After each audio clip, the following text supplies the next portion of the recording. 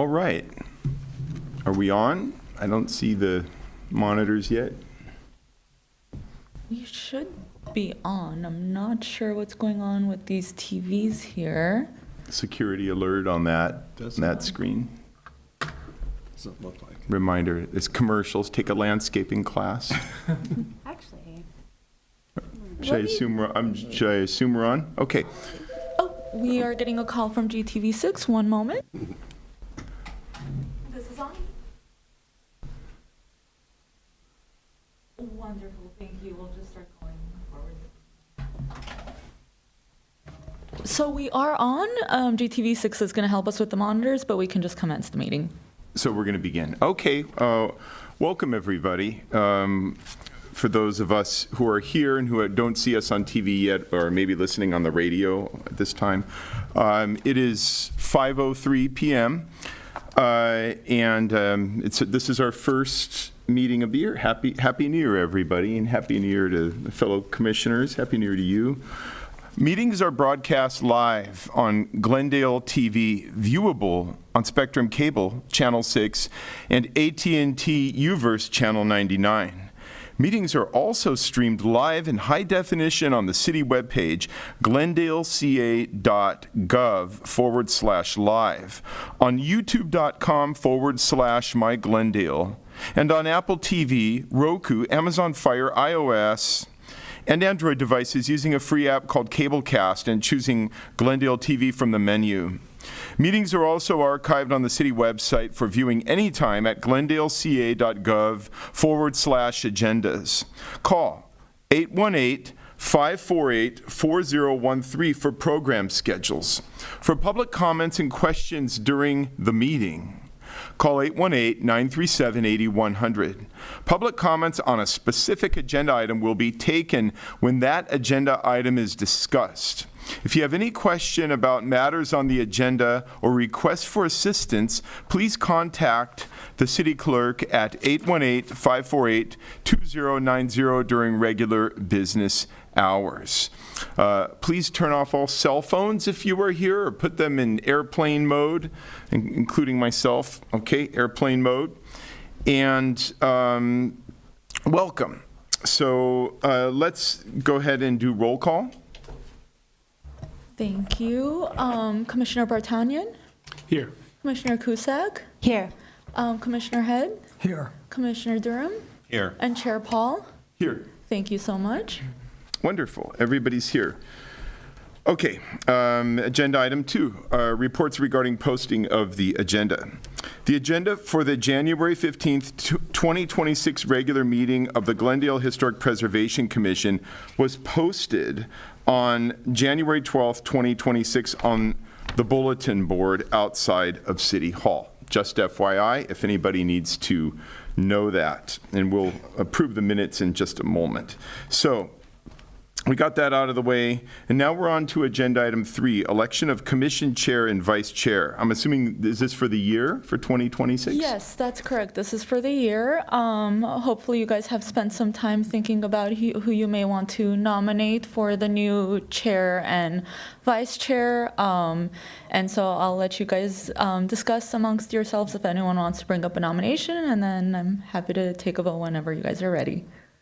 Can I start out with a comment? I think 3 of us are up in the next election, which is June 2nd here in Glendale.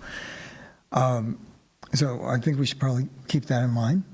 And unfortunately, the commissions, including this one, are meant to be apolitical, and yet our appointments are tied to an election. So I'm not sure how much more political we could get with that. So I just think that we should be aware of that pending election in June with these appointments. Okay. Commissioner Durham? Thank you, Commissioner Head, for pointing that out. Because that is true. That's the new council selection process for appointments to boards and commissions. So and there are 3 seats open seats in the June election on June 2nd. So if new council members come in, they'll have the opportunity, if they want, to either reappoint commissioners or appoint commissioners of their own choosing. And I think, correct me if I'm wrong, but I think based on who appointed the five of us last year, that I think it's Daniel, Paul, and myself who, our council members will not be up for reelection in June. And it's Lisa, Kevin, and Jeffrey whose council members might change. Is that correct? That's my understanding as well. Okay, May I make a nomination for chair? sure. I'd like to nominate Daniel Paul for reappointment as the chair for another year. He's done a really excellent job, and I'm not sure. Have you been able to serve a full year even? No. No. I didn't think you had served a full year, so I would like to nominate Daniel for an additional year's term as chair. I would like to enthusiastically second that. I've really enjoyed my time here. It's been my first, I'm probably the newest of all the members, and I think that you in particular have made it a wonderful experience, and I've learned a lot, and I really appreciate you as chair. Thank you. I really appreciate that. Okay. Well, can I make a nomination?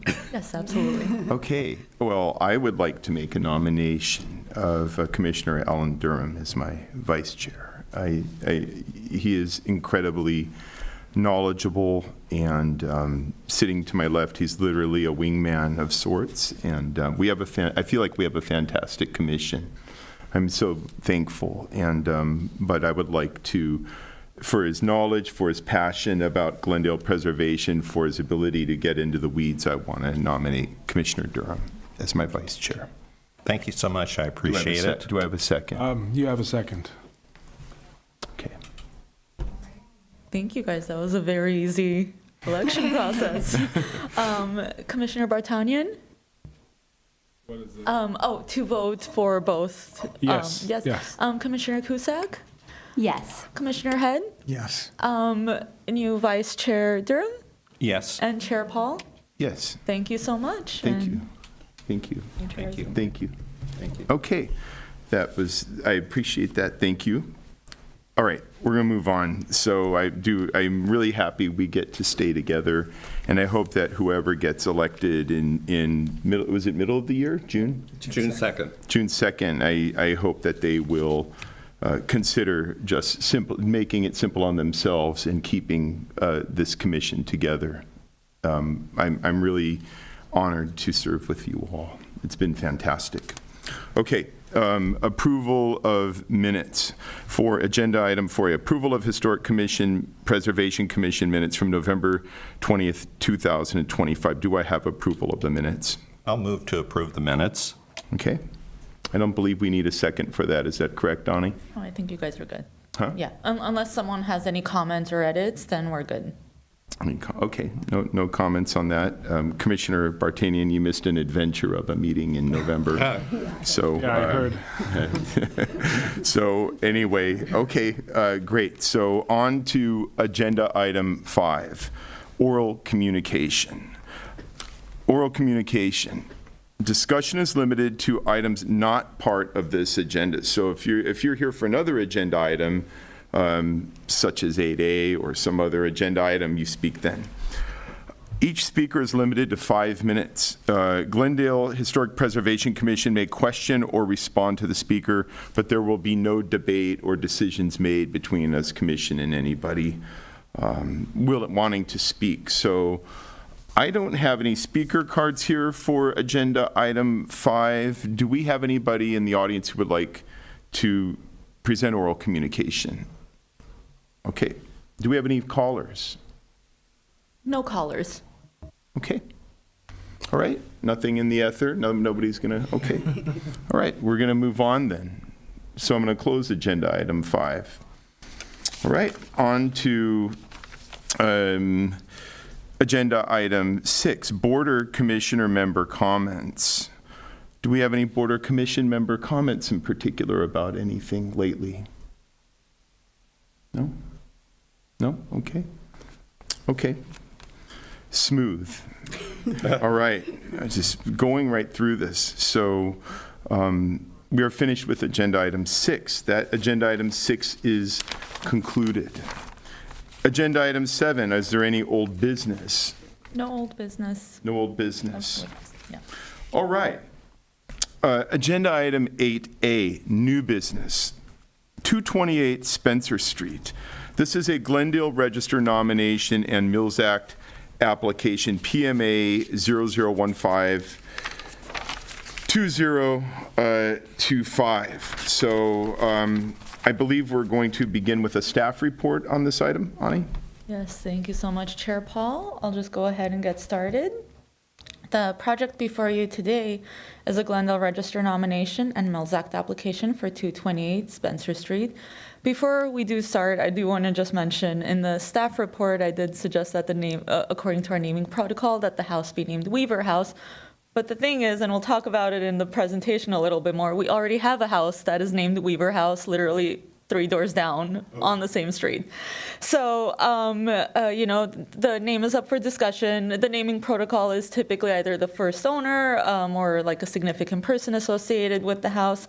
So I would recommend Nellie and Charles Weaver House, since Charles Weaver, the initial owner, built it for his wife as a wedding present. So the other option, which we've also used previously, is just using the name of the property, which is the address of the property, which is 228 Spencer Street. So this property is located in North Glendale, east of Central Avenue. It's on a rectangular lot on the south side of Spencer Street with a gradual upslope. The property was featured in the 2012 and 2025 Glendale Historical Society tours. It's a single-story, single-family residence in the storybook sub-style of the Tudor Revival style. As I mentioned earlier, the original owner of the house, Charles Weaver, built the house for himself and his wife, Nellie, for a cost of $10,000. So at the same time that they were building the house at 228 Spencer Street, his parents, Weaver seniors, were building their house just a few doors down at 1411 North Central Street in the Spanish Revival colonial style architecture. It is on the Glendale Register as Weaver House, built in 1927, Glendale Register number 105. It's an incredible masterpiece of Spanish colonial revival architecture. Their house was built by renowned LA architect Ben Sherwood, who was very known for his storybook style houses, which leads to speculation, especially because he was working on that house around the same time, that perhaps he also designed the house at 228 Spencer Street. Just a lot of the architectural qualities can be found in a lot of the other work that was popular that he built in Los Angeles. But because early Glendale permits don't actually have a line for an architect, and we have no way of confirming this, it's speculation. It's strongly suggested it might be him, but we can't confirm that, so we can't absolutely sit here today and say this is a Sherman residence. Over here, which is one of his most famous designs, is the Snow White cottages up on the top. And as a David Lynch fan, with his anniversary being tomorrow and his birthday being next week, I would be remiss if I didn't mention that this was also in Mulholland Drive. So it's a little bit of a celebrity house too. He also has just walking distance or driving distance from the Snow White cottages, the Sherwood Apartments on Rowena. And in that same area, there's actually a lot of Ben Sherwood properties that we can check out. It's truly just a few miles away from Glendale. He did also work on other houses, styles as well, period revival styles like Tudor Revival and Spanish Colonial Revival. And on the bottom left, you'll see that the Tudor Revival has that sort of cattail that comes over the entryway, which we also see on the storybook house too. So Charles Weaver was a landscape architect. He's born in 1903 in Los Angeles. He graduated from Glendale High School in 1920 and subsequently attended UCLA. In 1927, he married Nellie Rule. They had 2 sons, and both of the sons ended up joining the family business. The house has a balanced but asymmetrical front facade with a steeply pitched gable roof that's over the porte cochere and a very dramatic front-facing gable on the 3rd bay that also just sweeps over that front entrance. It almost seems accidental. It's meant to be a little whimsical, like everything was kind of pieced together, but it's very intentionally done. And this picture is great because you can see that the front walkway is this curved path of flagstone that is accessed off of the original reticulated driveway that leads to the front door. So Weaver started his landscaping business in Glendale in 1923. He initially started planting lawns and flower beds. He eventually expanded into a full landscape design, so he included trees, fences, and irrigation systems. And these 2 twisted trunk juniper trees that we're actually seeing in these photos was planted by Charles Weaver in front of the house, and the intent was that so that the trees grow, they almost feel like they're growing into the house. It is a character defining feature that contributes to the overall character, that whimsy, that storybook fairy tale style of the house. And unfortunately, the property is located in a high fire zone, and this is in the Zone 0 area of the house because it's right against the wall. So if state legislation down the line says that the trees have to be removed or let go of, as staff, we're probably not going to have much flexibility if it does come down to that point. But at this point, we are acknowledging that this is a character-defining feature of the house. We are listing it as a character-defining feature, and we're going to try our best to protect them to the best of our abilities because it was done with intent for the house, and it does contribute to the overall fairy tale character of the property as well. So the hardscape and the landscape is a big part of the character of the home, and that includes this cast concrete bench with wooden trunks on the bench and the table. It also has this gorgeous stone planter in the front. It really feels like you're in an English cottage or truly a scene out of Snow White. So when you enter through the curved walkway, you're actually met with this very beautiful wood plank door. And when it opens, you don't actually enter the house, you enter the front courtyard, which also adds to that very fairy tale mystical charm of the property. There's so as you enter, there's rounded arches as well as the front entrance. This is a view of the property of that entry courtyard looking northeast. So you can see the back of the porte cochere. It swoops down with some of the exposed rafter tails, as well as this covered breezeway that is actually connected to the porte cochere.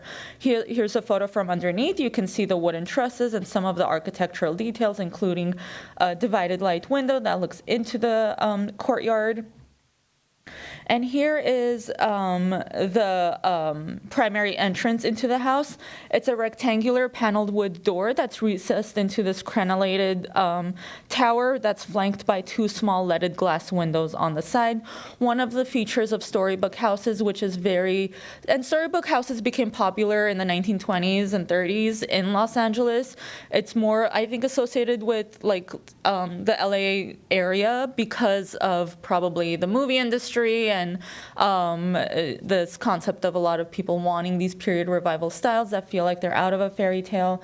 So this is reminiscent of that. A lot of different materials like stucco contributing to it, the flagstone walkway, these 2 I believe they're petrified rocks that were moved to the property from the parents' property across like a couple of doors down.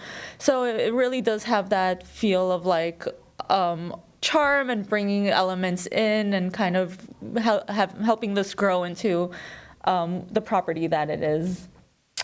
So in the back elevation, You can see it, even though it's on the back, it still has some interesting details. We'll talk a little bit about this porch addition a little bit down the line in the alteration section of my presentation. But you can see over here that even if it's on the back elevation, it still has some of these very interesting architectural details. It's almost like even if you're looking at just a simple window, you have like a little bit of a cover over it. And this is the east elevation as you would be walking down the driveway to the garage. So you have that rounded tower. You have all of these different window patterns. The windows on this house are interesting because they all have a very similar wood casement divided light feature. There are some leaded glass windows as well, but the architectural language of the windows is very similar all around with these gorgeous planters on the bottom. This is what I really like. I loved this view, is that there's an oriel window and there's a bay window right next to each other as you're walking down the driveway. Here are some other architectural details, some things to note. It has a very charming chimney. It has a lot of interesting features like the lights, the archways, the door handles, the doorknob, and also it has both brick and stone, exposed brick and stone on the front elevation, as well as half timbering. And you can actually see in these bottom left photos that the gable is very dramatically sweeping down almost to the ground level, which really adds on to that character, that whimsy, that charm. So alterations, all of the alterations on the property have been permitted. There was an aluminum covered patio that has been added to the back of the residence, and which you can see on the left hand over here, and on the right you can see a photo from the back of a bathroom addition that was done at the property. They're both not necessarily visible from the street. They don't impact the character or the integrity of the house, and typically we don't ask people to remove square footage when it's already been added, but they don't seem to impact the character and the integrity of the house. I don't know what's happening. One moment, please. Okay, there you go. So the other alteration, which I think we see this oftentimes with a lot of homes, is that the original garage door has been replaced by this aluminum door. And in typical fashion of all of our Mills Act properties, staff has requested a Mills Act condition to replace this with something that's a little bit more compatible in terms of the material and the style for the property. But other than that, it does not seem like the property has had much other alteration, so it's very minimal. Integrity is still intact. The character defining features have not been altered. And with that being said, staff's eligibility finding is that we find the property eligible for listing under the in the Glendale Register under Criterion 3 with one Mills Act condition, which is the replacement of the garage door with a more compatibly styled wood door for the Mills Act. And staff's available for questions, and the homeowners are here as well if you have any questions for them. Thank you so much. Wonderful. That was a fantastic presentation. Before I open up the public hearing, do we have any questions specifically for staff at this time? Nothing? Okay. I may have some questions, but I could save it until after the public speaks. So, okay, so I'm going to open the public hearing now, and we have a couple of speakers for this item. I would like for the owners to come up first. Is Justin and Madison? I'm assuming you want to speak together, right? Even though I have two separate cards. Okay. All right. Hello and welcome. Hi. First of all, my name is Justin. This is my wife, Madison. And we just wanted to thank you so much for the work that you do, not just for considering our property, but also for the work that you guys do every day, every month, every year in preserving Glendale's architectural story. And I think it's one of the things that makes Glendale a place that people want to live. Before you go, I'm sorry, I forgot to. Go. You need to state your name and your. Oh no, just state your name, not address, right? You did that. My bad. I can do it. You don't need to state your address. We know the address. It's 228 Spencer. Exactly. Forgive me.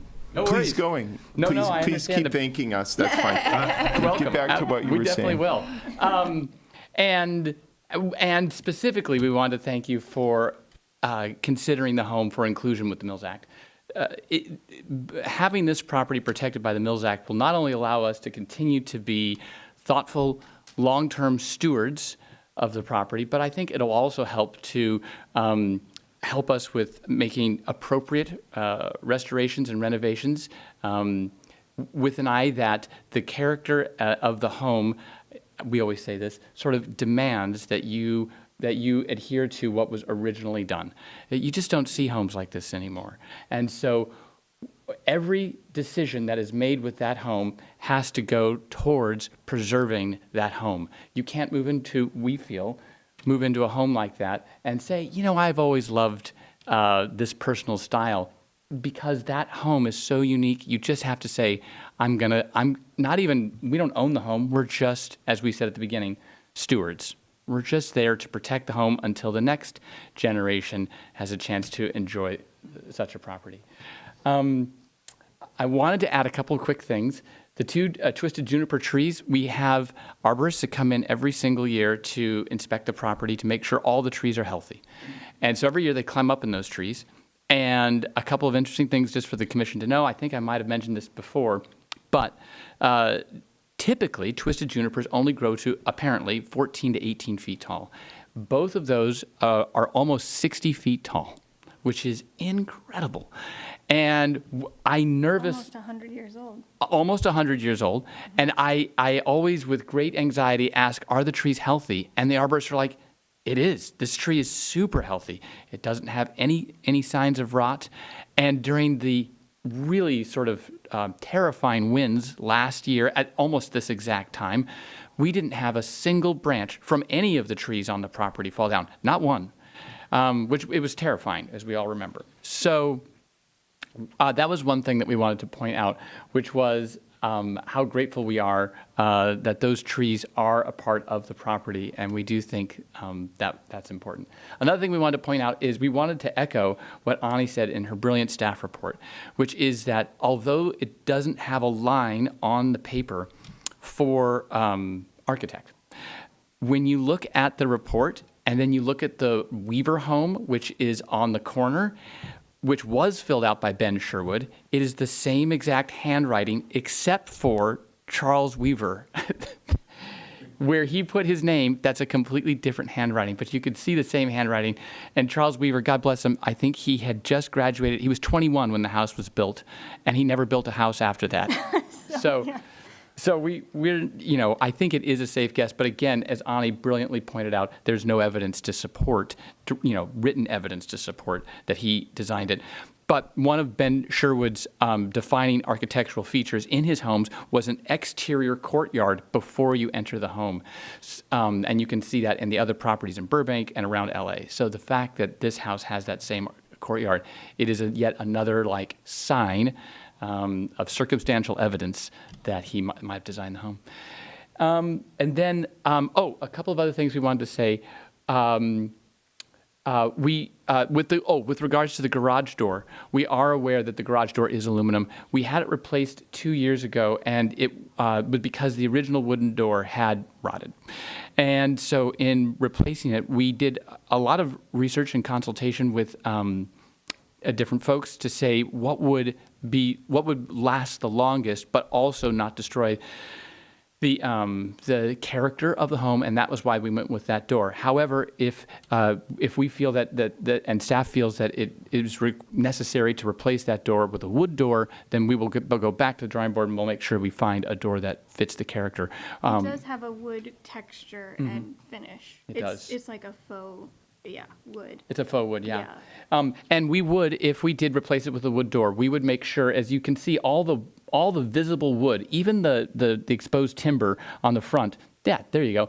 All the exposed timber, there it is right there. That's actually painted. It's not wood stained. So we would make sure that we followed the same, however the rest of the wood is painted, we would paint it the same way if we got a wood door. We wouldn't have a raw lumber door or a clear finish on it. We would make sure that the door, it should look like exactly the same way as the rest of the house. Just wanted to make sure that you guys felt confident in that. Yeah, I was just gonna add, we don't want to change anything about the house, and so that's what we feel strongly about, even after we're gone. We don't want anyone to change what makes the house so special, so that's why we want to protect the house. Yeah. Yeah. I think, are there any questions that the commission has? We may have some questions for you, but we have to cycle through another speaker. So thank you. Well, thank you guys all so much. Okay, thank you. Okay, I have one more speaker, Mr. Simon Wright from the Glendale Historical Society. Hi, my name is Simon Wright. I'm on the board of the Glendale Historical Society and a member of the Preservation Action Committee. TGHS enthusiastically supports staff's report that 228 Spencer be recommended to the City Council for listing in the Glendale Register of Historic Resources, and that a Mills Act contract be entered into with the homeowners. We agree that this property is an excellent example of a storybook Tudor revival style property. As Annie mentioned, this property has been on 2 Glendale Historical Society home tours, and it was most recently last year, and it was one of the stars of the show. We really appreciate the homeowners' willingness to open their home to tour participants and their commitment to the preservation and maintenance of what we see as a very important historical resource. So thank you very much to the Commission for all of the work that you do to preserve Glendale, and a particular shout out to Annie for an excellent report. Great. Thank you so much. Okay. Okay. Yep. Okay. So you have to state your name again. Okay. I'm Justin, and I live at 228 Spencer Street. Yes. We did have a thought about the naming, because we know the other house is called the Weaver House. In line with what Ani suggested, we wanted to recommend 228 Spencer Street Storybook. Maybe just add on the word storybook. I don't know if you're allowed to do that. I don't know if that's allowed, but we wanted to make the recommendation of using the address 228 Spencer Street, the Spencer Street Storybook. It was something that occurred to us, and I wanted to bring it up. Thank you. Okay. Okay. Do we have any other? Do we have anybody on the phone calling in for this item? No callers. Okay. No more public speakers. Okay. I'm going to close the. I'm going to close the public hearing. We may have some questions, in which case I would reopen the public hearing. Okay, so I have a couple of questions for staff. I guess I'll start with you. So this is attributed to Ben Sherwood, right? So that's the thing. We can't necessarily list this on the Glendale Register as a property by Ben Sherwood. We can't necessarily say that because we don't have any confirmation. There is enough information out there, and kind of like how Justin stated, like the handwritings, but this is all speculation. Unfortunately, unless we have something that is like physical hard copy proof that it's Ben Sherwood, we can't list it in association with him as being the architect. What I'm asking is, I think it's the way we've done it on National Register nominations. If we don't say who the architect is, if we don't know, we just say attributed to, or we sort of qualify it. And I'm wondering if there's a way we could qualify it to Ben Sherwood formally without saying, I think the language though is attributed to, so we don't just say it's Ben Sherwood. Is there a precedent for something like that at the city level, or do we just say architect unknown on the nomination? I think for the purposes of the city, we probably wouldn't want to say attributed to because, again, of that high speculation. But I think that's why it's kind of not written in the staff report, but more like discussed, and maybe perhaps we can put that wording in the DPR. I'm not 100% sure. Don't quote me on this. But when Jay comes in, I can discuss it with him. But I don't think the attributed to is something that I've personally seen on former Glendale ones. And does Glendale have? I know in the city of Los Angeles there is an ability to landmark as individual resources. Not that we're going to do that here, but there's a way to landmark historic trees as individual resources. Does Glendale have something comparable in the ordinance where a tree can become its own landmark?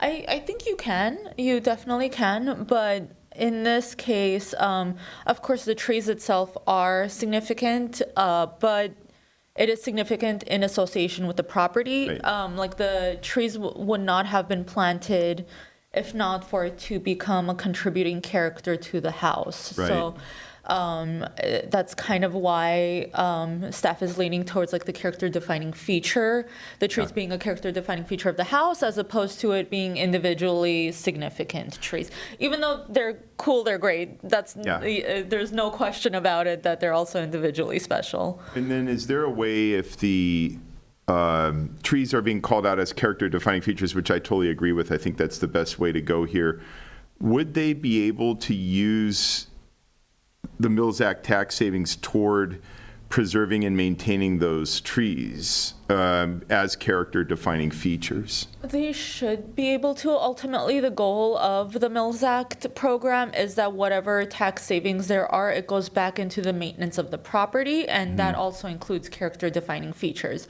So for me, if I was like looking at this and creating like, oh, you know what? I'm gonna backtrack because I'm thinking of different jurisdictions. But we're in Glendale. We're not gonna talk about different jurisdictions. But like, you can absolutely use tax savings from the Mills Act to like maintain other character defining features such as that. So. Okay. Commissioner Durham, did you have a question?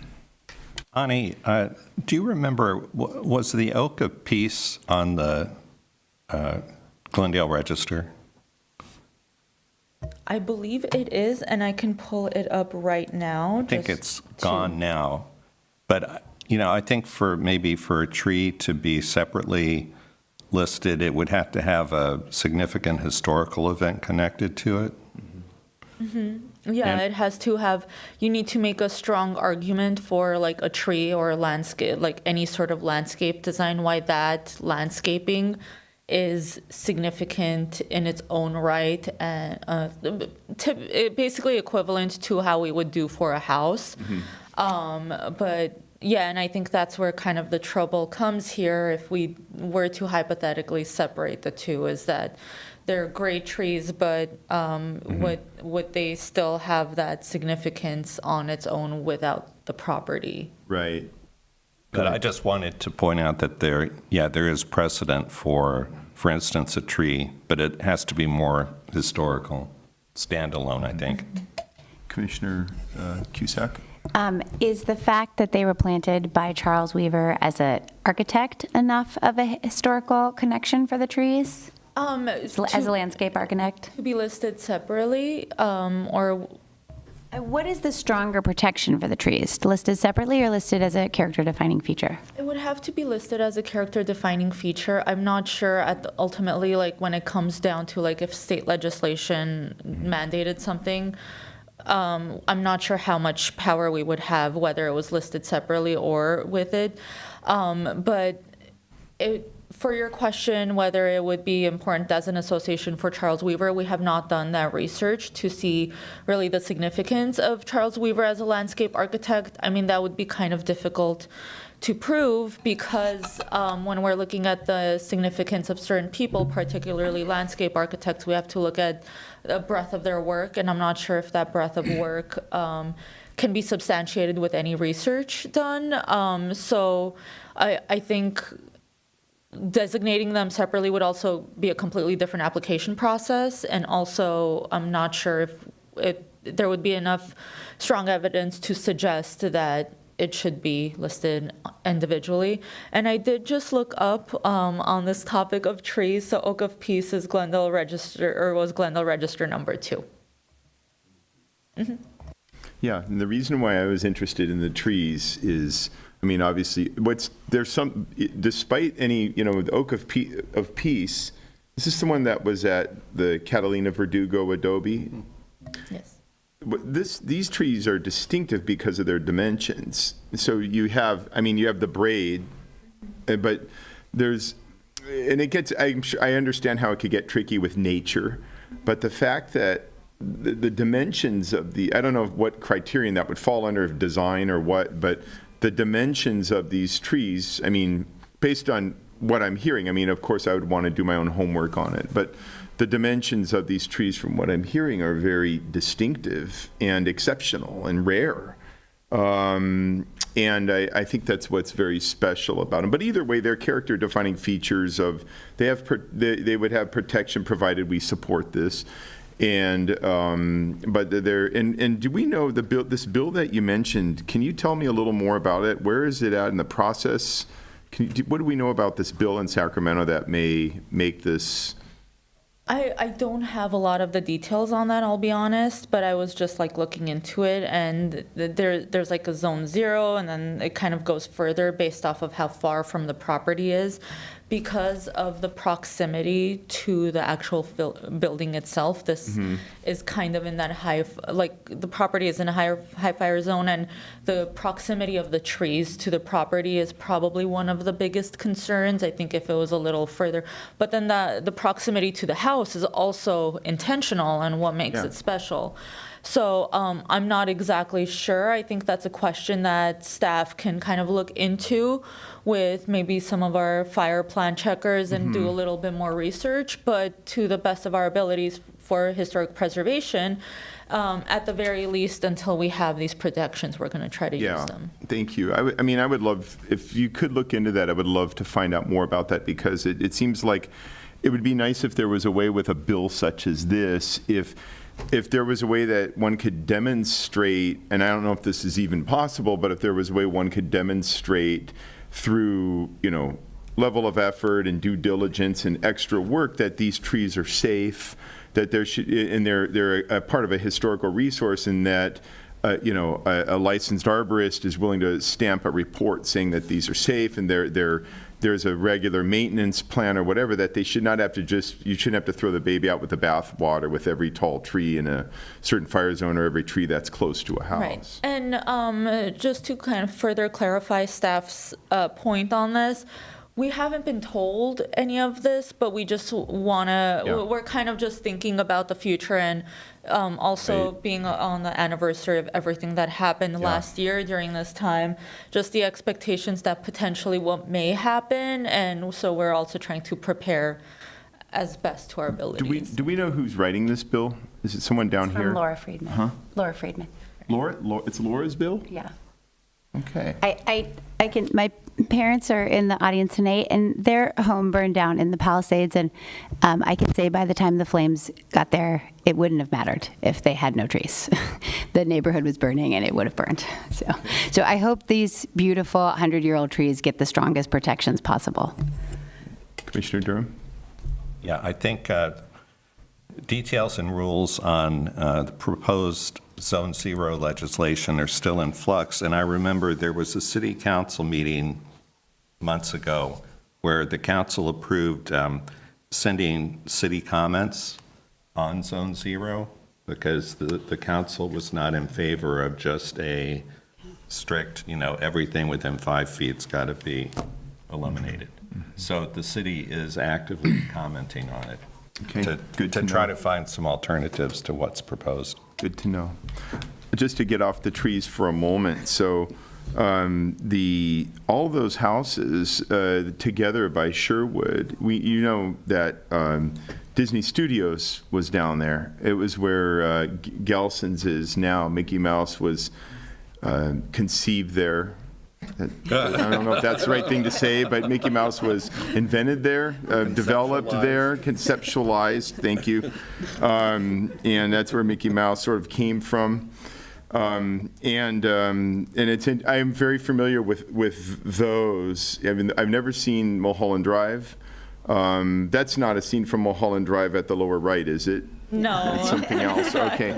So, but there is a lot of incredible storybook around that area, and there's a great book on the history of storybook art. And you had mentioned that you own it. It's fantastic. And Mary Ovnick's book, The End of the Rainbow, about the history of residential architecture in Los Angeles, goes into storybook also.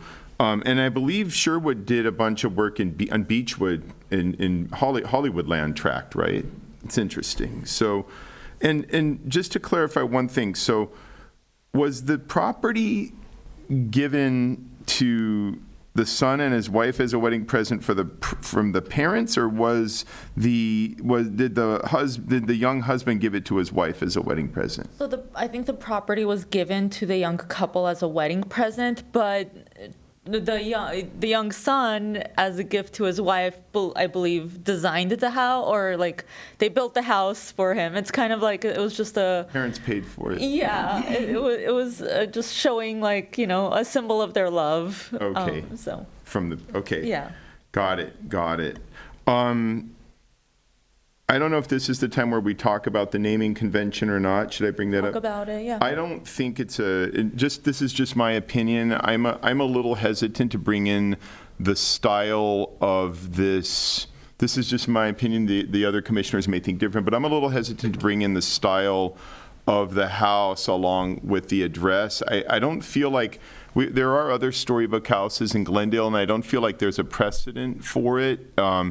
And I do like the thought of naming this house after the couple on account, because the story of why this house happened is intrinsically connected to this young couple. I mean, it doesn't get any more storybook than being a young married couple starting off your life and maybe having your parent. This is something right out of a happy ending film right there. It's the most happy ending thing I could think of. And so I think to honor it after the couple would be my preference, rather than to bring in the style. We have a lot of different styles in Glendale, and there's no instance where we say 637 Main Street Tudor. And there's a lot of Tudor houses, and, so my preference would be to name it after the young in love couple that lived there. And to add on to that point too, thank you so much, Chair Paul. We do have other homes that it's not just the last name of the property owner, like Weaver House, but for instance, we have, like, I'm looking at it right now, Jacob D. Funk House, which I think is a very cool name, but we do have other properties that have, like, the full name of the original property owner as part of the naming protocol. Commissioner Head? Yes, so I'm fine with that too. I like first and last name for the Weavers. But I also like Weaver Ike. I'm saying your last name correctly, right? Yeah. And I'm suggesting that because they are becoming part of the history of the house. And they are stewards of the house. And there is a precedence for using the original owner's name and current owner's name in the title for the naming of the property. So that's just my thought. Okay. Commissioner Bartanian? I agree with you, Jeff, on that. Kind of combine the names. But I wanted to speak to you about the garage door. Oh, yeah. In the past, we've made exceptions with aluminum doors, as long as they kind of look like wooden doors and they kind of fit the garage. And walking by this garage door, I didn't mind it. I think we had a dialogue about it. And he told me about the history of how they picked it out and the research that they did. So is there a specific reason why the staff, specifically on this one, was not okay with the aluminum door, but others you were? I'm trying to think back about other ones that came towards the Glendale Register. Perhaps if it was like a historic district property that had like an aluminum door.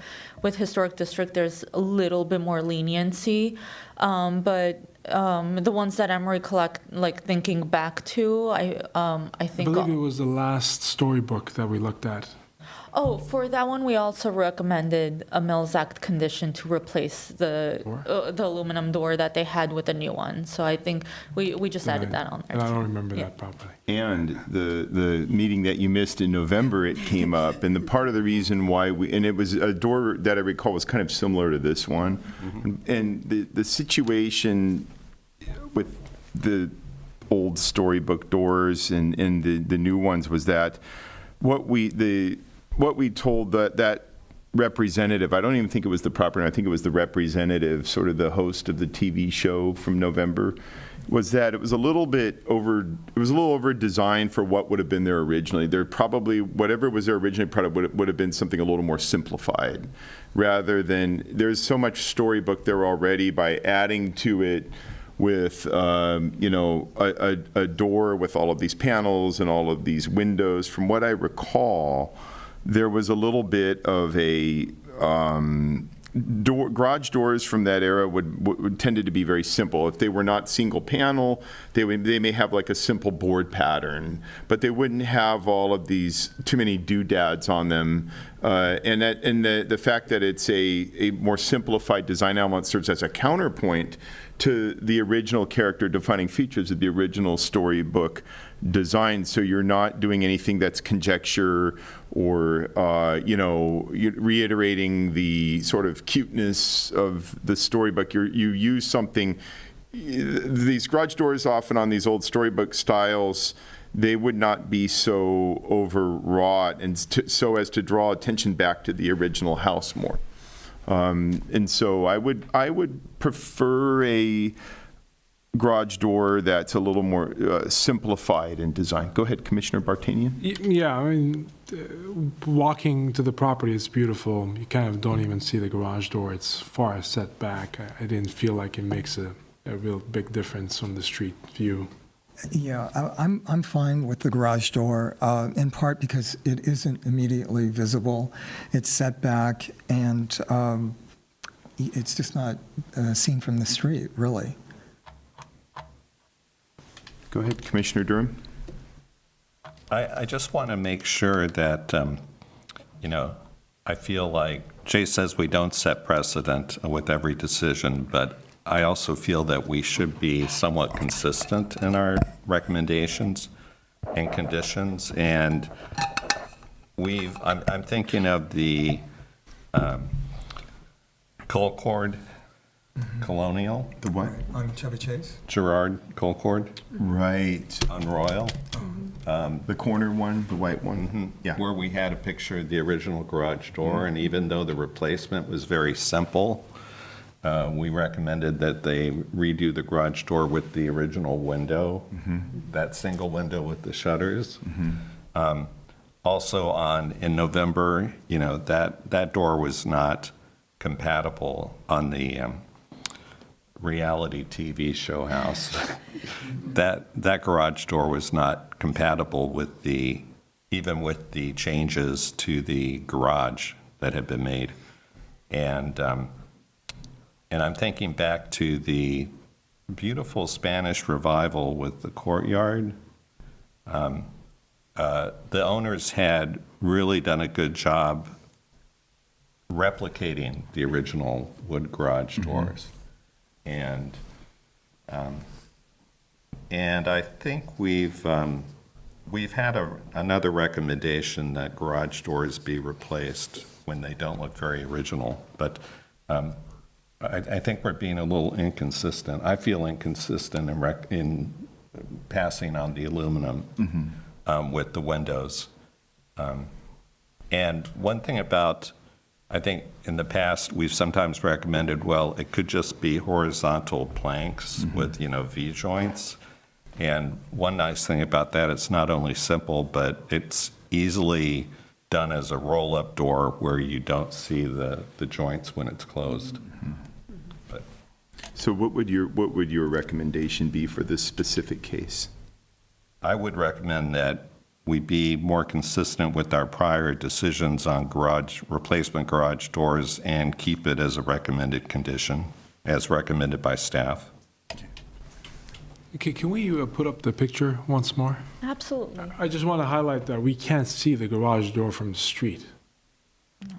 Is that inconsistent with what you've decided on in the past can as we a go commission? to Street View and look at it? Let me move forward. Let me go back to the front facade photo, but I do just want to mention that when it comes to Glendale Register properties, we look at every single facet of the property. Even if it's not visible, we still look at it to make sure that every single part of the property is in accordance with the the Secretary standards and the character of the home.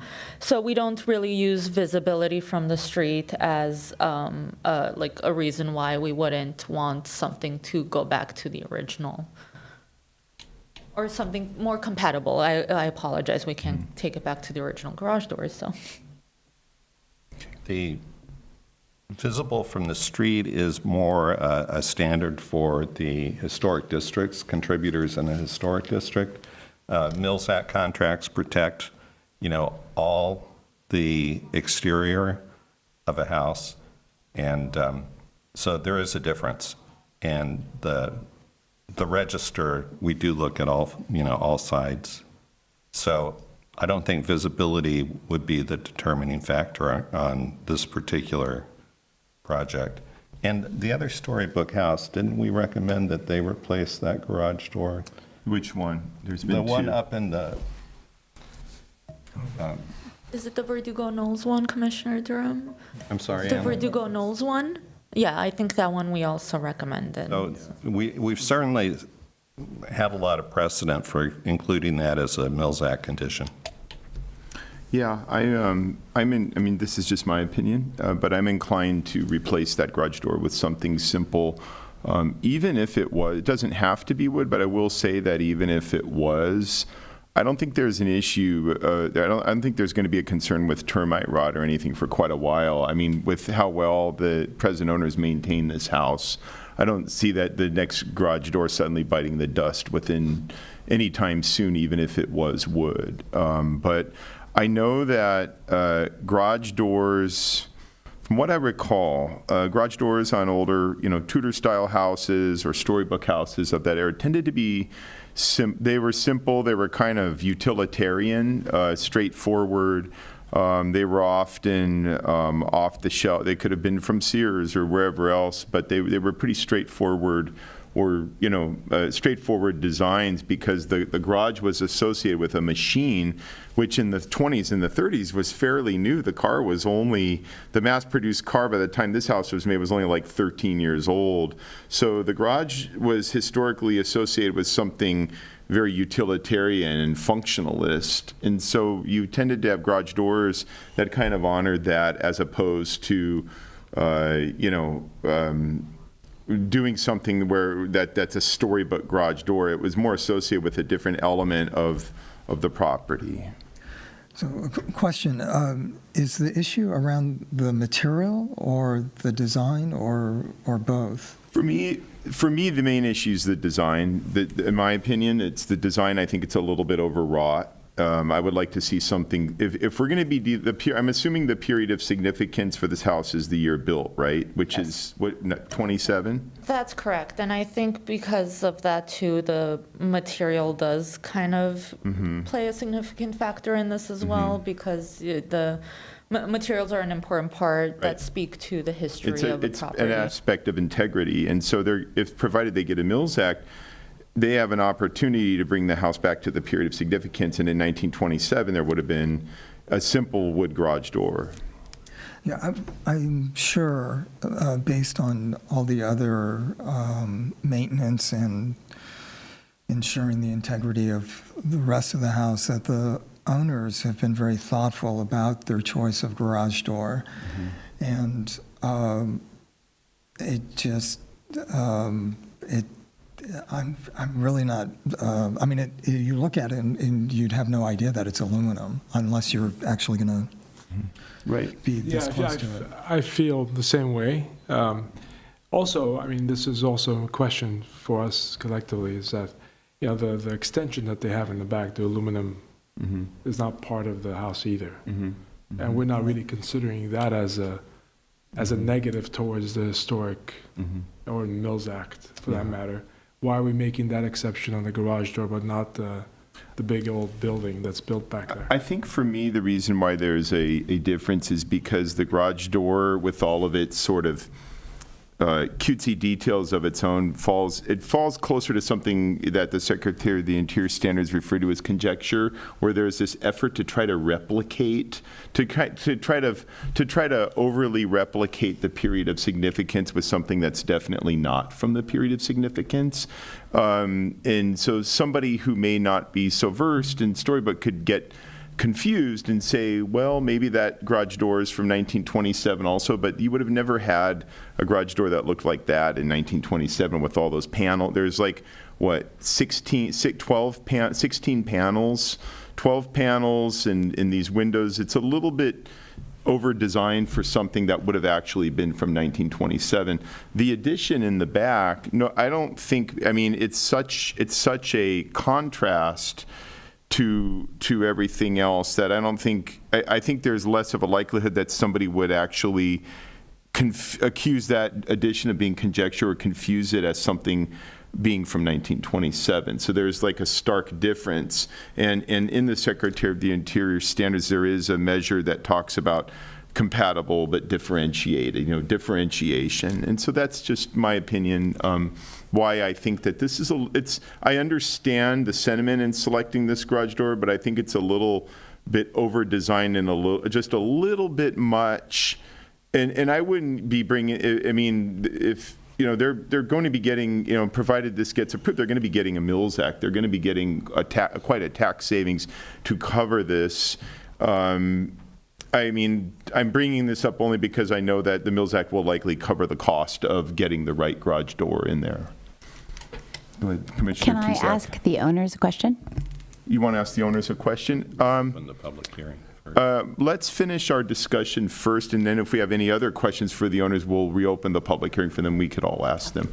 Just one question from, I said, do we have a picture of the old garage door that was there before, by any chance? We don't have the old garage. So whatever is going to be proposed, they would just work with staff, just based off of an informed past knowledge on how we treat these properties and what we expect. Sort of how Chair Paul mentioned, we would want something a little bit more simpler, maybe vertical wood boards. That's the direction that we would go. We also wouldn't want to try to pull something from an old catalog and say oh, this is of the time.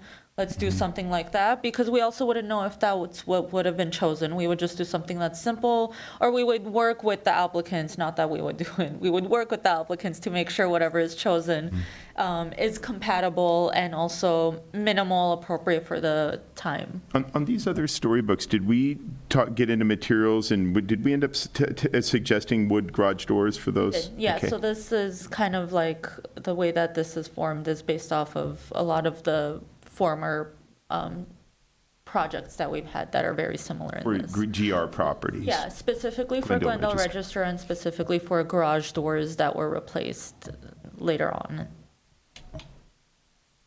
Go ahead.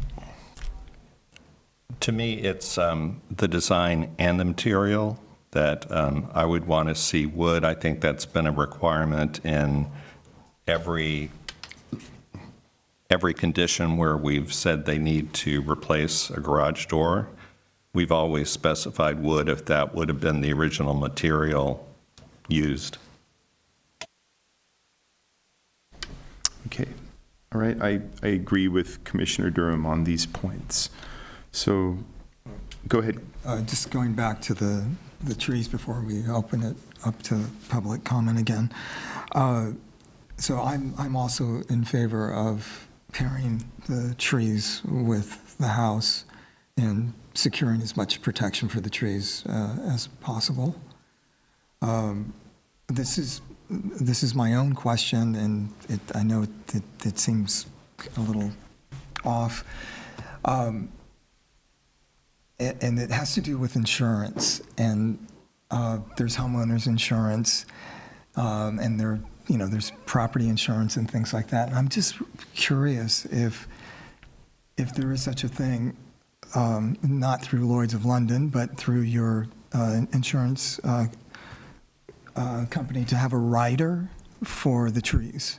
Well, let's ask them questions when we reopen the. So that would be my Let's hold on question. that one, but that will be your question. So you could start thinking about that question, and Go ahead. Sorry. Go ahead. Before we ask the owners, Commissioner Head, what sort of, conceptually, what sort of a rider were you asking about? Just so I have a understanding. Just not only to ensure the health of the trees, but also any potential damages or any unforeseen alterations to the tree. It's not meant to be, a make-believe kind of question. It's just something I'm just curious about personally. No, I think it's an interesting question. I think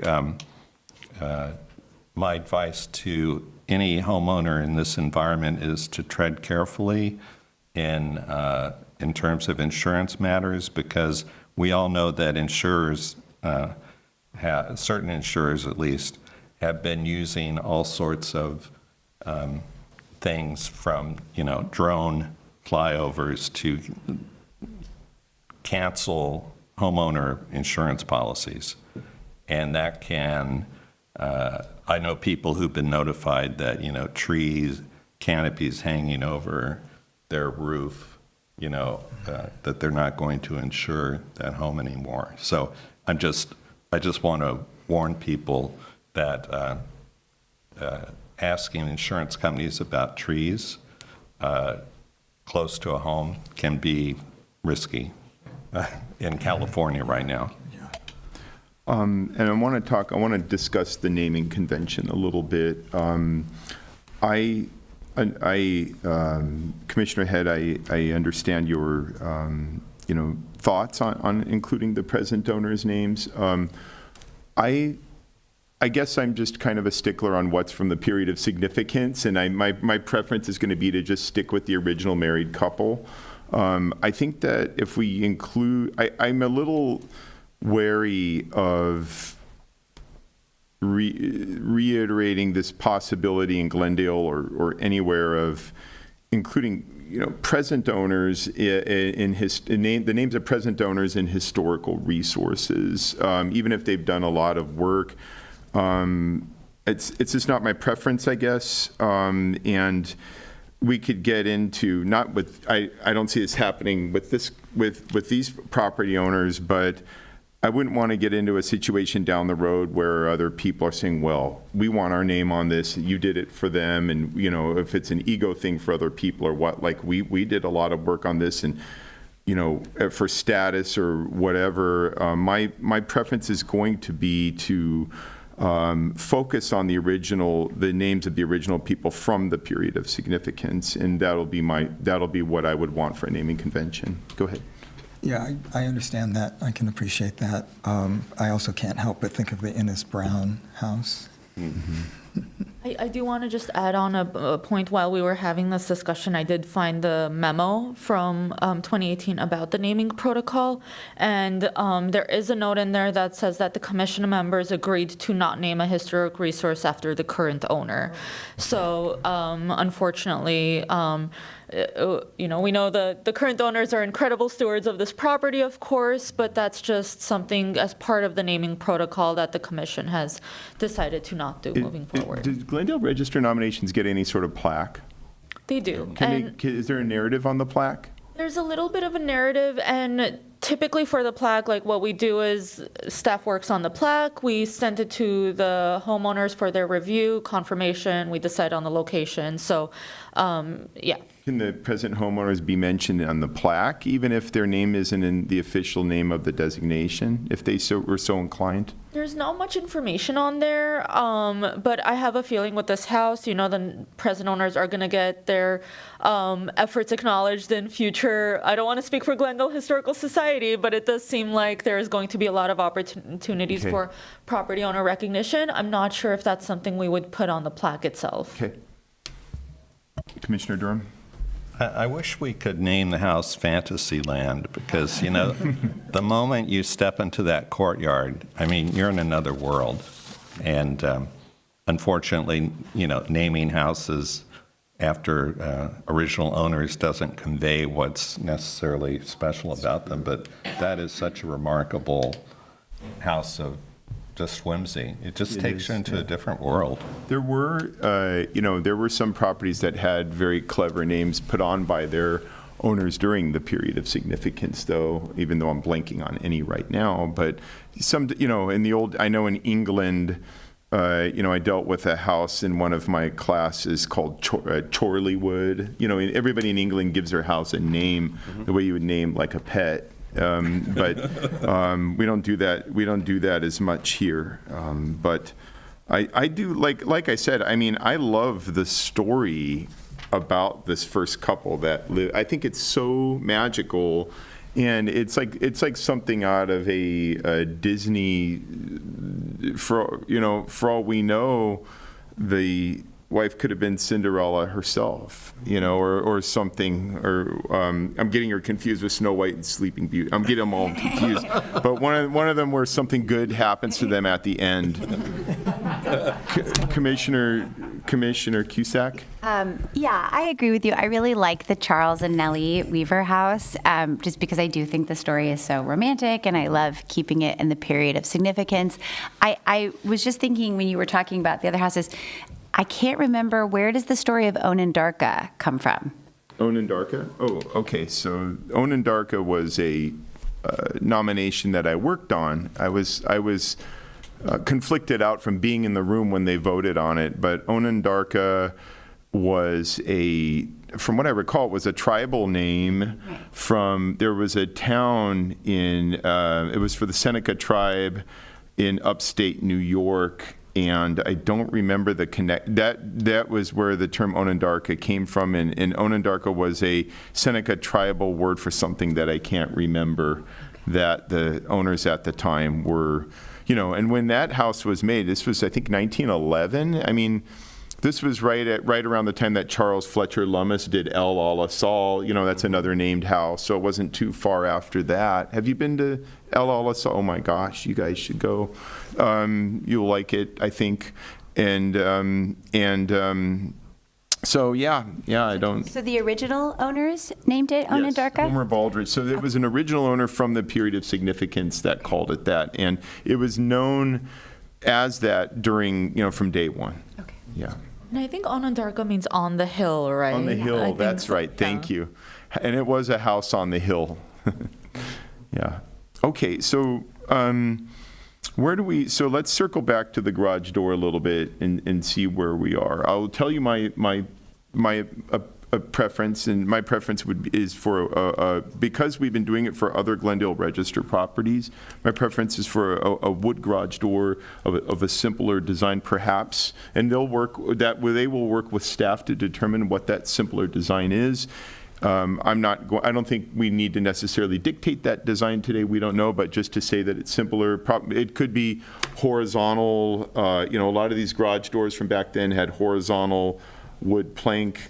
Groove. Tongue and groove. So that's just my opinion on that, just based off the precedent where we've been working with other Glendale Register properties. Can we go around, and I would like to hear from everyone where everybody stands on this. Commissioner Durham? I agree with Chair Paul for all the reasons he cited, and to be consistent with what we've decided on other register properties as well as other storybook properties. Okay. Commissioner Bartanian? We'll see how it goes, but for me, you can't see it from the street. I'm okay with it as is. Okay. Commissioner Cusack? So I was curious about why the owners chose the door there is. I have to say, when I visited the property, it didn't bother me at all. I didn't notice it. However, I do see what you're saying about going back to a simpler design and keeping the precedent of using the original material. So I'm leaning in that direction, and I'm sure that the owners will do an excellent job with whatever. So I'm kind of leaning towards replacement. Okay. Commissioner Head? I'm good with the way the door is now. Okay. Let's have the original owners, not the current owners, come back up. Let's channel the original owners. Reopen. I'm gonna reopen the public hearing for the owners here. I'm sorry, I can't. The Ikes, and We have a couple of questions for you, and I'll start off with the ones that I have. What was the garage door that you replaced? So the original garage door, which we do have pictures of, and so we can make sure that we work with staff on that. It was a very simple green door, no windows. I believe the paneling was vertical, but I love the idea of if the recommendation is to replace the door, the horizontal would allow for a roll up, and if staff agreed with that, we could absolutely do that. With regards to Commissioner Cusack's question, we did do a lot of research, and our intention. I wish we'd spoken to Commissioner Paul first, because he's obviously the expert. We thought that we were being true to the spirit, but in listening, you're quite a compelling commission. I will say that, and I think that I understand what you're talking about with regards to the simplicity of the home at the time. That's what would happen, and you wouldn't want future visitors or guests to the home to think, oh, that is what a 1927 garage door. So I completely understand where you're coming from. But our intention was we were trying to find a door that you would walk by and not give a second thought to. You would think, oh, that door. The hardware is similar to all of the gates in the courtyard. All have that exaggerated sort of iron look. So that hardware did match. So yes, the original garage door did not have that hardware. It was more utilitarian, as you mentioned. But with that, the design did tie into the courtyard look, but wasn't just the simple wood panels of the original. Yeah. Okay. Any other questions for the property owners? I just have to share a quick story. My great-great-grandfather's name was T.J. Ramsell. He was an attorney in Manistee, Michigan, and he was very successful in his career, and he built several properties, several giant public institutions in Manistee, Michigan, the theater, the hospital, a bunch of things. And one day he was on his horse, and this was around it is in the 1870s, and he was riding on his horse, and he encountered two workers preparing to pull out a giant tree that had been in there since he had been a child. And he said, well, what are you doing? And the workers said, Mr. Ramsdell, we've been asked by the city to remove this tree. And he said, wait, don't do anything. Just hold on. And he went to City Hall, and he bought the tree and then deeded the tree to itself so that the tree was considered a legal entity. And so my grandmother told me that story. My mom told me that story. So when I visited Manistee, Michigan, many years later, after grad school, I went and I searched, and that is true. We were having a discussion. I don't know if the tree still is standing. I don't know if it's still a legal entity. But with all the conversations about trees, I just thought it would be a fun, little anecdote. And personally, before we end, I just wanted to say how grateful we are to partner with the commission. It's so clear that you care so deeply about the architectural story of Glendale and that you care about preserving what makes Glendale unique. And we agree. And we want to be the best stewards possible because we know that when eventually we're gone, this home will be someone else's home. And I love the idea that every couple that is here, like Charles and Nellie Weaver, have a happy ending. And so it would be so nice. It would be so nice if that, it will with us, but I hope it happens with every other subsequent couple. Thank you so much. Thank you. I'm going to close the public hearing now. Ani stepped out for a second. Any other thoughts or comments right now before Ani gets back? Commissioner Durham? Oh, just a comment. I find it really amazing that this property, because at the staff report, it's gone through a lot of owners over the years. Mm-hmm. And it's rare when a property changes hands that often that it remains intact, regardless of its architectural attributes. Mm-hmm. Someone could have just totally remodeled this as a stucco box. Mm-hmm. And I just think, I was just struck by how many owners have been obviously in love with this house over the years, that it's still intact. That is actually exceptional, Commissioner Durham. When I came by and I talked to Justin, you mentioned that when Madison drove by and saw the house, she screamed, and she never screamed. Never. And I totally get that. I have to say, I'm going to go on record as saying this might be my absolute favorite historical home that I've seen on my time as commission. So I love your house, and I love what you've done with it. Okay, so shall we, I guess we have to, I think we're going to be ready for a vote pretty soon. Is there anything else you need from us at this time? So the only two things were the garage door and the naming protocol, which I'm sorry, I stepped away for like 30 seconds. So I'm not sure if I missed those discussions while I was away from the desk. You missed Okay. the story about his great-great-grandfather. Which I'm so sad about, but I have to touch base with the owners later on and ask that. So, but yeah, if we have consensus on the garage doors and the naming protocol, which I can repeat back. So the only Mills Act condition for this property is the replacement of the existing garage door with a more compatibly styled wood door. And the other one is the naming protocol, which, as Commissioner Cusack stated, would be, as well as other commissioners, I'm just looking at my notes, is Charles and Nellie Weaver House. So those are the two things that were being discussed. And so if everyone's in agreement. What is your, so just so I understand that staff understands, where are we on the garage door? What are we going to be proposing? Can I say one thing about the go garage ahead.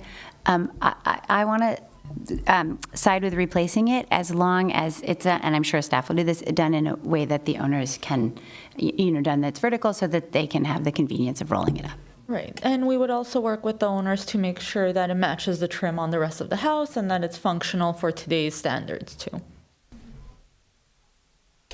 Commissioner Durham?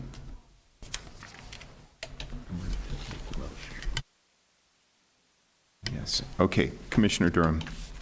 I'd like to move that this commission recommend to the city council that the property at 228 Spencer Street be listed in the Glendale Register of Historic Resources to be known as the, Charles and Nellie Weaver Yes. House. Because it appears to be eligible under Criterion 3 as a distinctive and exemplary example of the storybook sub-style of the English Tudor revival style. I also recommend that this commission recommend to City Council that they authorize the city manager to enter into a Mills Act contract with the property owners, including the conditions that have been noted by staff. Okay, Do we have a second? do I have a second on that motion? I'll second. Okay. Thank you so much. So for the vote, Commissioner Bartanian, Sure, yes. Commissioner Head, So it's the whole thing that I'm voting for, Yes. even if I'm okay with the garage door, I'm Yeah, that's all I have a question on. I assume it's the whole thing. so it's for the whole thing. If you feel strongly that you don't want to vote for the garage door, you can vote no, but this is for the whole thing. voting yes. Thank you. Commissioner Cusack, Yes. Vice Chair Durham, Yes? and Chair Paul. Before I vote, Commissioner Bartanian, are you, I want to make sure you're okay with your Yeah. vote. Okay. Commissioner Paul votes yes. Thank you so much. So this passes 5-0. Thank you. Okay, wonderful. Congratulations to the homeowner. I wanted to reserve some comments until after we voted. I mean, you've said some very nice things about us and how knowledgeable we were. Well, I think I speak for this commission that, back at you both for all the tremendous work you've already done on this magical home. You've done absolutely incredible work. You've hit the bullseye so many times with the decisions you made, just obviously from loving the house, or maybe, I don't know if you necessarily consulted the Secretary of the Interior Standards for Rehabilitation first, but a lot of what you did ended up being quite thoughtfully done. And, you know, I just thought it was just remarkable and rare. That we have a lot of historic homes, or we have old homes where nobody wants to ever landmark them. They're paranoid about property rights or whatever the case is.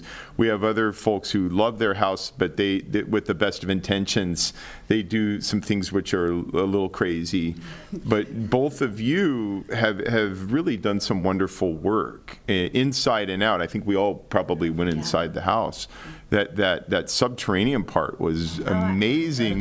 And so I just want to, I mean, and maybe some of the other commissioners may have comments too, but I want to just commend you on the work you've done and how much your love for the house shows through to us. Okay. All right. It's wonderful. Okay, congratulations. And I guess you'll be working with staff on that garage door a little bit, and it'll end up being fantastic. And thank you so very much. Okay, we're going to move on. Yes. We should have probably done this before the vote, but we typically also put a timeline for the work to be done, which I know we didn't discuss, but typically if it's just one item and it's a very quick thing, we give like a 1 year, 2 year limit, so. 12 months seems 12 fine months? for this. Yeah, so, and it'll be 12 months after the Mills Act is actually recorded at the county, so 12 it's months not. after the county recordation. Do I have a second? Yeah, Yeah, I'll second. okay, one. That probably gives you closer to 2 years. Yeah. Wait. It's no rush. So- Yeah, I'm not sure if we have to vote on that, or should, but. We I could think- vote just in case. Okay, let's vote just in case. Let's cover all our grounds. Do you want to make a motion, Commission? Would Oh, I you like to thought make, would you want to make the motion this time? Okay. No, I'm sorry. I had heard a second from Jeffrey, but I guess Ani was making the motion, so we need to make it. We may, I think. I'm not sure if we need a motion for this, especially because it's already been voted on, but just setting a time frame just for the Mills Act, and we can just work with the we're going to be property owners. voting We're going to put it in the that a contract. 12-month time frame for staff to coordinate with the owners regarding a compatible garage door that meets the Secretary of the Interior standards of rehabilitation for a 1927 period of significant storybook house. After it has gotten the. After post-recordation with the county assessor. Yes. Okay. Wonderful. Are you gonna- Alrighty, are you I gonna will, call our do names the out? vote Roll just in call? case. So we have a motion and a second. So Commissioner Cusack, Yes.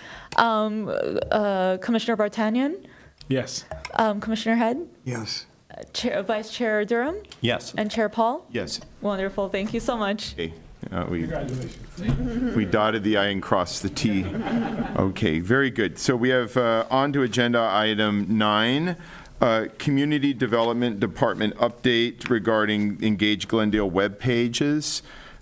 Staff, is there anything, I have a speaker, is there anything you wanted to say about this? Yes, I did want to just give, we kind of talked about this during the last couple of meetings, but I did just want to give a very quick update, very positive update about this, and also just show how to navigate the page as well. So Chair Paul, I'm not sure if you want to take the comment before or after, maybe. Let's take the comment now, and then we could talk about it more. So I'm going to open up the public hearing. I have one speaker in-house. Do we have any speakers on the phone? We do not. Okay. We do not. Beth Brooke? If you could, is it Brooks? My apologies. Plural. If you could please state your name into the microphone. My name is Beth Brooks. Hi. Hi. How are you? Good. What a- Thank you. What an exciting, fascinating, wonderful meeting, and all of you are just absolutely incredible. This was fabulous. I'm so excited. I was just wondering why this was at this meeting. It just seemed that this website, Engage Glendale, why it was here, because it doesn't really, when I looked at the web page, it didn't have anything to do with historic property necessarily, unless I'm missing something. I just looked at it for a minute, because it is something new, and you're part of the Community Development Department? Yes. Okay, it just seemed odd to me why it was here and why it wasn't at City Council, at a City Council meeting, because it appears to be an attempt to reach out to the public about information, but all it really does is add an extra layer to a public outreach, where people are not responding to the outreach that's done already, and now you actually have to join another web page to get outreach, and if you actually go to the page, it's heavily dense with text, it's not user-friendly, it's not, in my mind, what should be public engagement, which should really be a combination of using the techniques to write, or the skills of a newspaper where you have a lead story and you have a headline where you draw in the reader, and a public relations mindset where you are trying again to engage the audience and you're letting them know why they should even look at this website. So I would say that the addition of this as a layer, which I'm assuming did not have public outreach to actually design it, because if it did have public outreach to design it or take into account public comment, and I have made comments about this kind of thing many, many times, and it looks like the opposite of what I've, at least, being a marketing research professional for 20 years and a writer, have ever commented about. It seemed to have taken none of those comments into account. So I feel that before it goes too far, you should think about what your objectives are, because, sometimes you look at these things and you have to just go to the drawings, the blueprint stage. What is your objective with this page? Is it just to add another layer of, please read these 10 paragraphs to find out why you should read these 10 paragraphs? Nobody's going to do that. Especially in this day and age, nobody's going to do that. I mean, young people, you can forget it. Even me, I'm 66 and I won't do it. So, it's like, you better grab me right away, and I don't have the patience. So I think I would go back to the first drawing stage, the planning stage, to say, what is the purpose of this page, and is it accomplishing those goals? What is the goal of this page? Because if it is public engagement and you want people to read further, they're not going to read further. But I appreciate it, and this was such an exciting experience. Thank you so much. Thank you very much. Okay.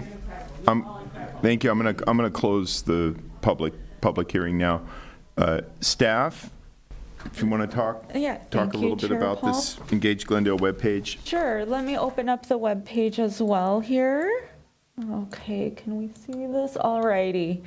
So, the Community Development Department has been working with our outreach specialists, but because we're the Historic Preservation Commission, in this little presentation and the department update that I'm going to be giving, I'm only going to be focusing on what is pertinent to our commission meeting, which is the East-West Glendale Historic Context and Survey and the North Glendale Historic Context and Survey. It seems like there are a few different cities that are using this Engage platform in order to kind of have like a web page that engages and activates the community to check back in on certain specific projects that maybe certain community members may want updates on. So that's why there's multiple different boxes, as you can see here. It's kind of like a page where if you have one thing that you're only interested in about your community, you go to this page, you kind of click on that update on that page, and you get updates on it. So it's specifically for different projects. If you have more than one project that you're interested in, you go to this page and you can follow along with those. So there's an opportunity to log in and join, and then when you click on like the project, it takes you to the project list. So I'll start with the East-West Glendale survey because that's kind of what relates to our work here. So if you click on the East-West Glendale, you kind of get like a little historic banner. You can click follow over here, and by following this, it's just another outreach opportunity that you'll get notifications about this page. Anytime there's going to be an upcoming event about the survey that includes public outreach or public input, it's going to go in this upcoming event section. So for instance, if our consultants do have any upcoming projects, or if it's going to come back to, if it's going to come to the commission or to city council, and interested parties for this survey want to follow along, they'll be able to come here and they'll also get an update. It gives you an overview as well as an area to share your feedback. And the way that we've kind of been thinking about this outreach for the 2 survey updates, which I think we kind of touched base on when our consultant was here and introducing it, is we don't want people to just say, hey, what's historic? Because, that can potentially mean different things for different people, especially if you're not in the preservation environment all the time. But we want to know what's special to a lot of people. And we kind of mentioned when we were doing the boots on the ground outreach, when we were passing out papers to the community members at a couple of the different city events that we did, a lot of kids were saying that the libraries are important to them, or parks, which is so sweet, and a lot of those libraries are historic landmarks. So it's kind of getting the community to think about what is important to them. The area is outlined over here. So for instance, we are in the East-West Glendale Historic Context section. We would like to get more involvement here. I am getting a couple of emails about some interested areas, but you can see, for instance, here, someone has submitted a heart, which tells us this is kind of seems like it's an important building to them. You can do it anonymously. You can leave your contact information if you do want to stay updated. You're not obligated to. So that's the general concept of the map, is that people can submit contributions. So for instance, on this one, there is one in North Glendale, but that doesn't mean that as staff and our consultants are going to completely disregard it. We understand. I'm going to look at it. Most likely, I will also try to move that over to the other map with our lead outreach coordinator here, if he can do that. But whatever is being submitted for these areas, we are taking into consideration. Another really helpful thing for the public, if they do want to come to this page, is a timeline. This is very, it kind of generally lays out the different aspects of this project that people can expect if they want to just follow along. We do try to give dates of when they can expect some of these things to happen. So for instance, the recon survey is happening. We have the draft submitted to the city. So we're looking at that, and anytime there is an opportunity for public input, it'll come up in the upcoming events. Another helpful portion of this is the document library. It has the city council report, request for proposals on the RFP for the context, and what the consultant's proposal is, if anyone wants to look into it a little bit more, and your contact, which is going to be myself and Jay Platt, but I'm happy to answer any questions. My phone number is here, as well as the email, and I check that email daily, so if anyone has any questions or comments, I'm always available. The format for North Glendale is essentially the same. Just to keep things fun, we have included a North Glendale historic photo as opposed to the East-West Glendale. But again, you can follow along. So if you're only interested in one of the survey updates and context, you can follow that. Or if you're interested in both, you can do that. You also don't even have to follow along. If you just want to go on the website at your own leisure and check, you can do that as well. This is Montrose, Honolulu, yeah. Yes. So same format, as you can see, we're kind of a little bit behind, but we're still in accordance with the general timeline, sort of. But the formatting is essentially the same for this one as it is for the East-West Glendale update. And I do just want to make a teaser announcement that we are going to be having Engage Glendale pages coming that are going to be published hopefully within the next month. I know our outreach coordinator who is working on the Engage Glendale pages, he's extremely busy. He's not just working with historic preservation. He's working with a lot of other different teams on trying to get their projects going and the outreach for it. So we are hoping to have individual pages for our upcoming pending districts too, which means Cleveland, Knoll, and the Bellhurst Historic District. And so for those, especially because they are working off of different historic preservation timelines, hopefully that'll allow some more transparency and the community members an opportunity to follow along and see where in the timeline their pending historic district is. Similar to this, it will also say upcoming events. It'll have an overview. It's not going to have the share your feedback portion because the nature of a pending historic district is slightly different than a context statement and a survey like this. But it'll have an outline of the area that is under consideration for the pending historic district, and it'll also allow an opportunity for homeowners to search their address to see if it falls within the bounds of that neighborhood. So those are a couple of exciting things that are coming along. Just wanted to share this with the public to kind of give a sense of what these pages are and how the historic preservation team is hoping to utilize them to get some more information in. Commissioner Cusack. So you said the Cleveland Knolls District will probably be on there within about a month? We're hoping that it will be, yeah. Any other questions for Ani? Commissioner Durham? Ani, what are some of the other cities that are using this platform? Do you know? I know of West Hollywood that uses it. I don't want to give like a demonstration of theirs. They've been using it much longer than we have, so they have a lot more information on their page.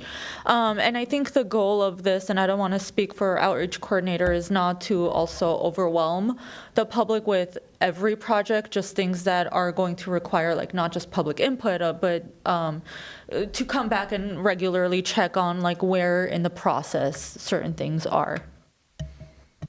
I have a couple of questions. So can you show me how, like, let's say, can you go to the home, is this the homepage for Engage Glendale? Yes. How would we, like, let's say, relative to kind of what the speaker mentioned, if we were interested in historic preservation, how would we get to the two resources, to the two proposed districts that you just discovered? Can you walk me through that process? Absolutely. So when you search engage.glendelca.gov, you end up on Where's the this search box? right over here. That's the So that's the address. Is That's the address. Yes. So it brings you to Engage Glendale. That's the homepage. And then all you need to do is just scroll down. Okay. And it'll show you the open projects. Oh, so it's already at the bottom of the homepage. So these Right. are, but you didn't, wait, but like, so there's only 3 open projects in Glendale right now, and 2 of them are historic surveys, or So there's 4? 4, and then there's also one active Open project. and active, that's it, Yeah, okay. So this is already on the homepage. it is. So yes. if anything that's an open project right now in Glendale is going to be on the homepage of Engage Glendale, you don't have to go into the magnifying glass and type in historic preservation or historic survey. It's already there at the bottom. Right, yes. And you'll go to the project, and the reason why is that this isn't just like, it's not trying to just do like historic preservation is Yeah. separate or long-range planning is separate. It's because it's for specific projects.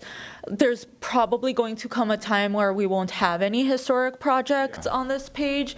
So, categorizing it like that would not necessarily be a direction I think that maybe Right. we want to go in. So that's why they're kind of individual. And then, so open is that this is currently ongoing. If it's in open, then it's an ongoing project.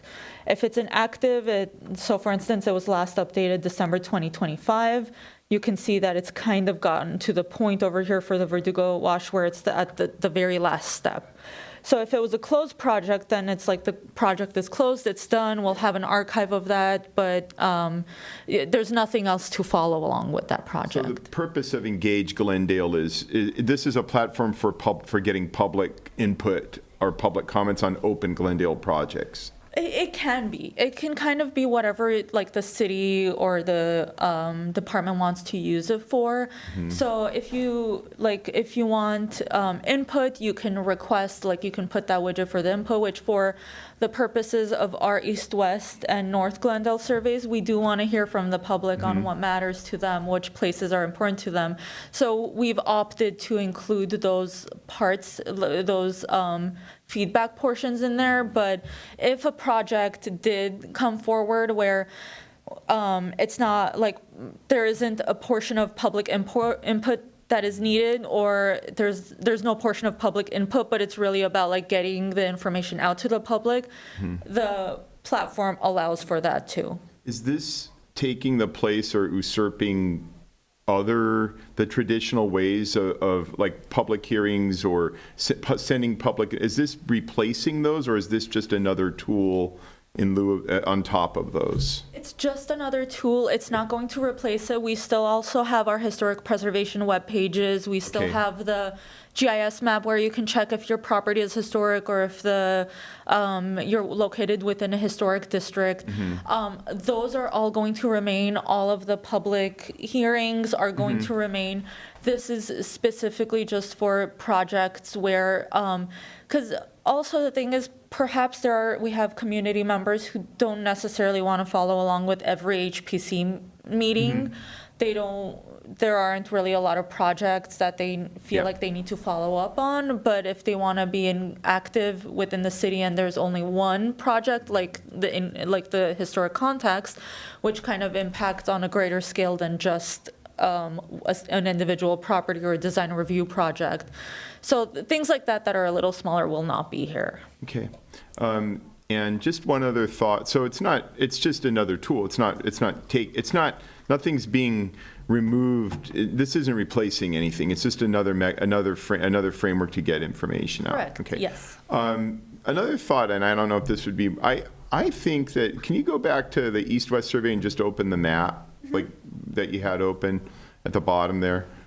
I think it would be a really interesting opportunity. This may be too much to ask, or, for your information guy, but I think it would be it's a wonderful opportunity. Like if the city was able to have some markers on there for properties that are already on the Glendale Register or already historical resources to show where they are, I think that would be a great opportunity to get people even more interested in Glendale historic preservation or historic resources, to see that, there's already some very special properties here, and this seems like it would be a golden opportunity to sort of to tout historic preservation in Glendale and to show, not tell, by having different. I mean, I know it would be a lot more work, but we have all these wonderful resources in Glendale already, and I feel like a lot of times once we landmark them, we never hear about them again, unless maybe TGHS does a tour, which is fantastic.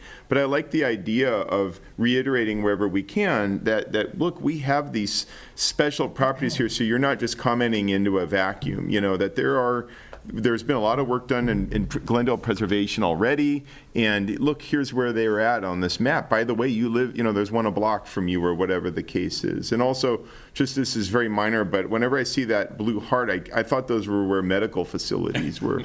So maybe another icon there, but that's just being nitpicky now. Love our city so much. We had to I put a love it heart. so much, I want everything to go right. Chair Paul, I think that's a very interesting point, and I think that's a point well taken. This map specifically is so that us and the consultants can see what what is important, what might be overlooked, not overlooked, but as the survey team is driving around and taking notes of things, this kind of also helps get some information. And there's also opportunities to submit photos as well, if anyone has any historic photos. The public can see this map, right? The public can see this map, but I think the point that you brought up is a really good point. It would be interesting. I'd be happy to talk to our outreach coordinator to see if maybe there's other opportunities of also like maybe linking to the map, the GIS map that has that information, preservation. I can look into that. It almost but- becomes a form of marketing for historic preservation in Glendale. Yeah, but then like I think to add those into this map might perhaps confuse it a little bit because we want to show like Got it. things that we don't know about. But I think that that's a great point for like maybe like having like people like directed to maybe that page that shows I the know other on the, ones. yeah. yes, and I know on the historic preservation page, there's probably a map showing all of those, but that's only in one spot, and you got to know to go there, and I'm just thinking of bringing it to people who are maybe kind of interested in historic Right. preservation enough to do this, and then suddenly it opens up another door for them. Absolutely, and I'm happy to follow up and see if maybe like something like that might be possible. Yeah, and to speak to your point, the historic properties are currently not mapped. They're listed, there's Oh. the table, right? But it's not that much work to basically take that table and generate a map of using ChatGPT. I mean, it could probably be done in a very short time. Whether it ends up here or is part of the city site for historic resources. And that would be a recommendation and maybe a first step is to just get it there and then potentially link to it from here. But yeah, I'd like to see that happen soon. Thank you so much, Commissioner Head. I do want to point out, and I don't know what's happening, so I will be reaching out to our GIS team tomorrow, but on the historic preservation page, if you went to government, hovered over government, and then went to community development, historic preservation, this page has always been here. It's just had a little bit of a facelift recently, but the Is My Property historic map automatically pops up. I don't know why it's reacting this way, but traditionally, and this morning when I checked this map, when you zoom in, it actually shows you not just the surveyed properties, but the individually listed properties. And the historic preservation team is working on getting all of our survey forms updated in here. So all of the designated historic districts have the survey forms. We're working on the other individual parcels as well as the Glendale Register ones. So they are all in here. I don't know, maybe GIS is going through an update. That's why it's not working right now, but it was working for me in the morning. But this is available for the public if anyone wants to look up any, not just Glendale Register, but surveyed properties as well. So part of what I'm describing is instead of getting to it this way, is getting to it from the list. Oh, For the long table is, maybe that's another way to get to it, because then there's a larger context for all of the properties. right. Yeah, that's true. Any other commissioner comments on that? Okay, anything else? Okay, I'm going to close agenda item 9, and we are at the end of our meeting. So let's see here. It's 6:54 p.m., and I'm going to make a motion to adjourn the meeting. Do I have a second? Second. Okay. All right, we're adjourned, 6:54 p.m. Thank you so much, everybody. I look forward to seeing you next month. Thank you.